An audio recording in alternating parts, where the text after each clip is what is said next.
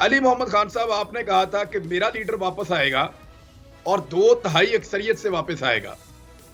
اس وقت تو کسی کو پتہ ہی نہیں تھا کہ یہ ہو سکتا ہے، اور پھر اب اسی خوف کی وجہ سے پاکستان میں کہیں بھی الیکشن نہیں ہو رہا. علی محمد خان صاحب 2022 کی یادیں، 22 کا آج آخری دن ہے اور اس سال کی جو پہلی مشکل ترین تقریر تھی، ایسا لگتا ہے جو چیلنجنگ تھی، وہ علی محمد خان نے کی تھی.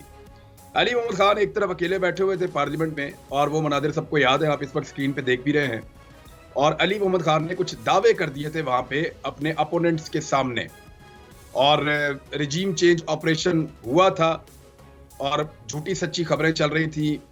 عدالتیں بھی آدھی رات کو کھلی ہوئی تھی، قیدیوں والی وین بھی پہنچ گئی تھی، اسلام آباد کے ریڈ زون میں کنٹینرز بھی لگ گئے تھے. اس سے پہلے ہم نے سندھ ہاؤس میں اور اسلام آباد کے ہوٹلوں میں بہت ساری مشکوک سرگرمیاں بھی ہوتی ہوئی دیکھی، اور پھر رجیم چینج آپریشن مکمل ہوا.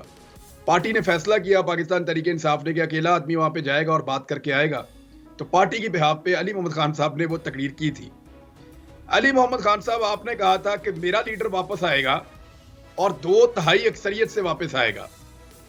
اس وقت تو کسی کو پتہ ہی نہیں تھا کہ یہ ہو سکتا ہے، اور پھر اب اسی خوف کی وجہ سے پاکستان میں کہیں بھی الیکشن نہیں ہو رہا. اگر ہم ہانکتے ہیں تو عمران خان جیتے گا.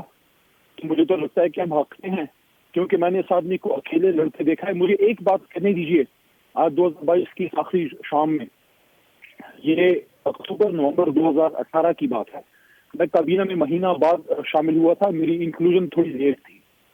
تو مجھے وہ میٹنگ یاد ہے، کابینہ کی ایک میٹنگ ختم ہوئی اور اس میں عمران خان صاحب نے تمام منسٹروں کو بٹھا کے ایک بات کی.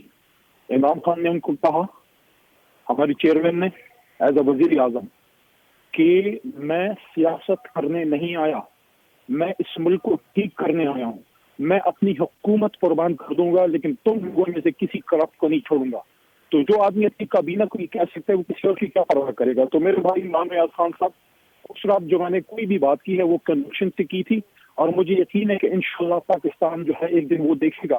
جب ہم وہ دن دیکھیں گے جو پریڈکشن تھی قائد اعظم محمد علی جناح کی، کہ پاکستان دنیا کی ایک مضبوط طاقت بنے گا، اور اس کے لیے ہم نے اپنے سامنے کھڑا ہونا ہے. اور میں آپ کو بھی اپریشیٹ کرنا چاہتا ہوں. 2022 شہید ارشد شریف کے نام ہے، اور 2022 جو ہے وہ عمران ریاض خان جو ایک غازی ہیں ان کے نام ہے. آپ لوگوں نے بہادری کی نئی ایک تاریخ رقم کی ہے. آپ نے ثابت کیا ہے کہ one man makes a difference.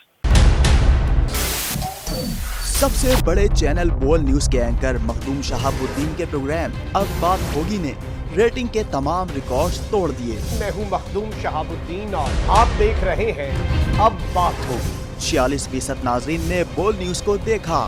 Social media پر بھی سب نے زیادہ دیکھا. سبسکرائب کریں اور بیل دبائیں تاکہ کوئی خبر رہ نہ جائے.